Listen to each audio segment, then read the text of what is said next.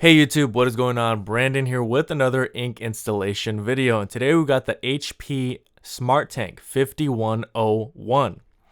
Essentially what we're going to be doing is I'm going to be showing you how to install the ink bottles on this printer into the ink tanks. This is a very different printer than maybe what you're used to. Usually you're installing ink cartridges most likely. So if this is your first time installing ink bottles, you're really going to want to watch the entirety of this video so that you get the most out of all the information that's in this video. If you're new to the channel, welcome. If this video ends up being helpful, please make sure to like. Any questions at all, comment below. And if you want more content like this, please make sure to subscribe. So the very first ink bottle that we're going to be installing is the black ink, or K. Always remember and make sure to install the correct ink color with the correct ink compartment. Just pay a little bit more attention, spend a few seconds looking. Believe me, I say that because many people have come to me and told me that they put the wrong ink in the wrong tank. And that's really just a recipe for disaster and you not being able to print for quite a bit of time.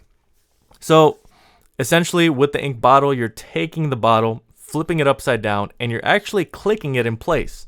Now, it took me a few tries to actually learn this with this specific model because other tank printers I've worked with in the past, you kind of do a twisting motion or you kind of just line up the patterns on the ink bottle and the ink compartment.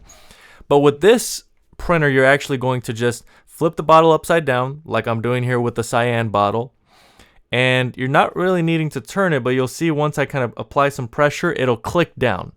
And once it clicks down, that is when the ink is going to flow naturally down into the ink tank. You don't have to squeeze the bottle, you don't have to shake it at all, maybe towards the end a little bit, but you really don't need to do much of that. If there's no more ink in the bottle, I would discard it. Fortunately, the black ink, there was quite a bit of ink left, so keep that for sure.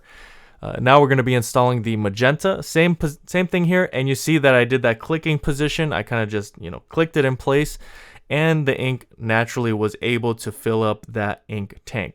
Now I'm going to be leaving a link in the description below for some remanufactured ink.